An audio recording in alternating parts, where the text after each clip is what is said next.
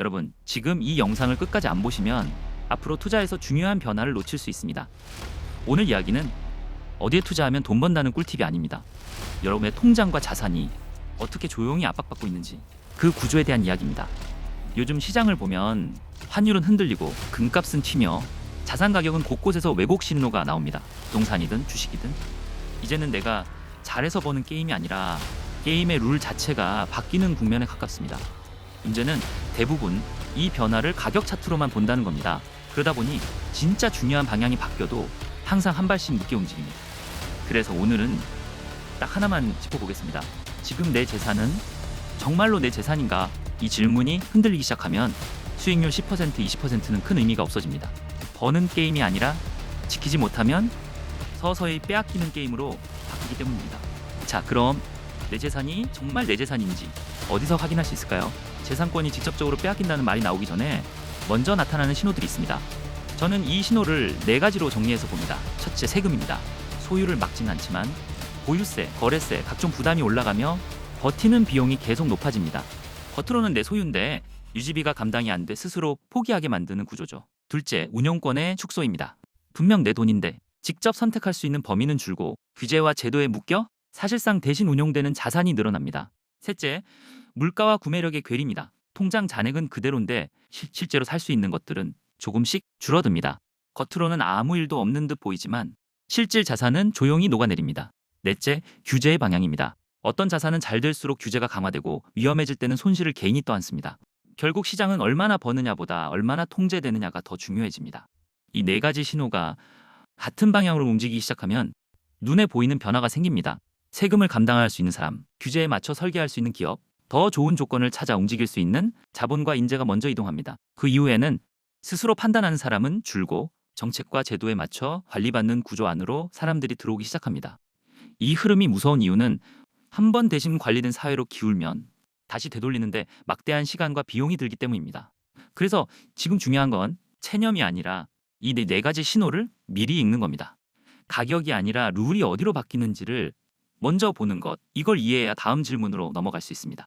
어떤 자산이 이 환경에서 덜 흔들릴까?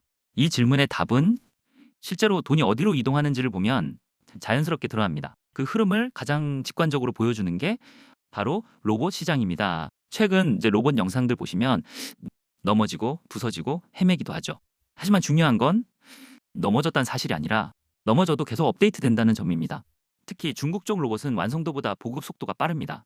가격이 내려가고 공급이 늘어나면 시장은 기술 자랑이 아니라 실전 투입으로 바뀝니다.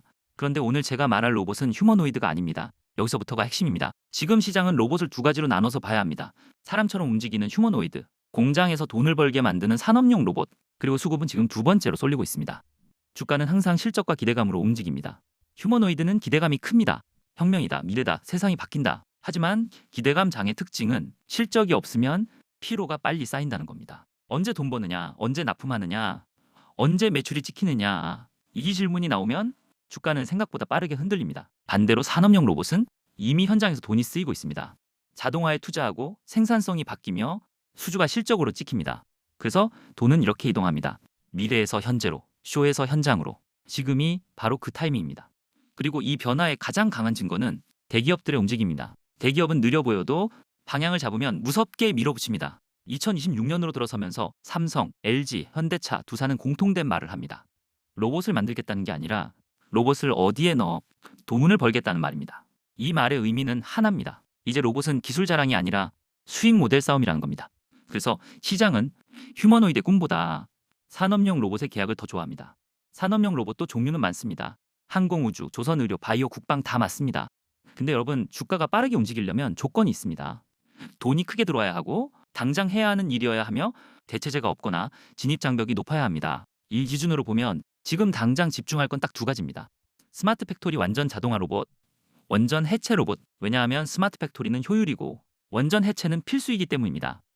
효율은 늘 돈을 부르고 필수는 결국 돈을 확정시킵니다. 원전 해체를 많은 분들이 오해합니다. 절단부터 하는 거 아니냐고 묻는데요. 아닙니다. 원전 해체의 시작은 항상 오염도 조사입니다. 어디가 얼마나 오염됐는지, 어떤 구역이 고방사선인지, 어디까지 사람이 접근 가능한지. 이 데이터가 없으면 해체 전략 자체가 성립되지 않습니다. 그런데 여기서 문제가 생깁니다.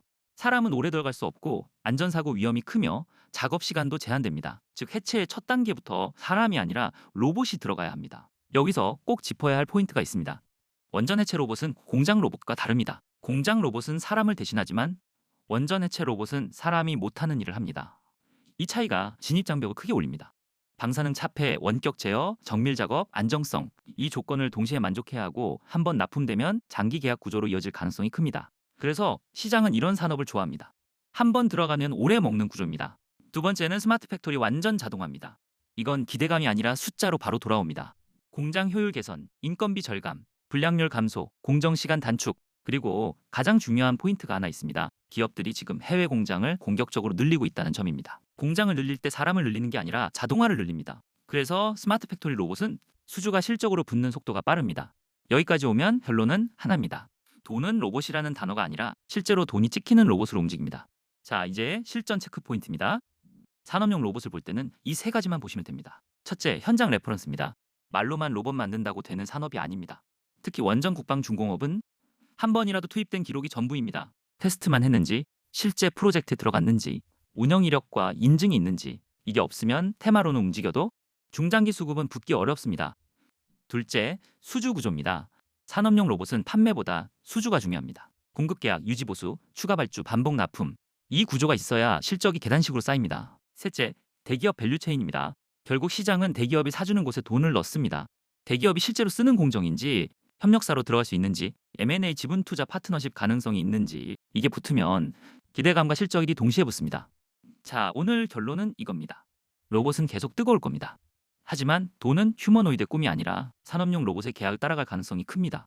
특히 원전 해체와 스마트 팩토리는 언젠가가 아니라 반드시 진행되는 영역입니다. 수급이 붙기 시작하면 생각보다 빠르게 움직일 수 있습니다. 다음 영상에서는 더 중요한 내용으로 다뤄드리겠습니다.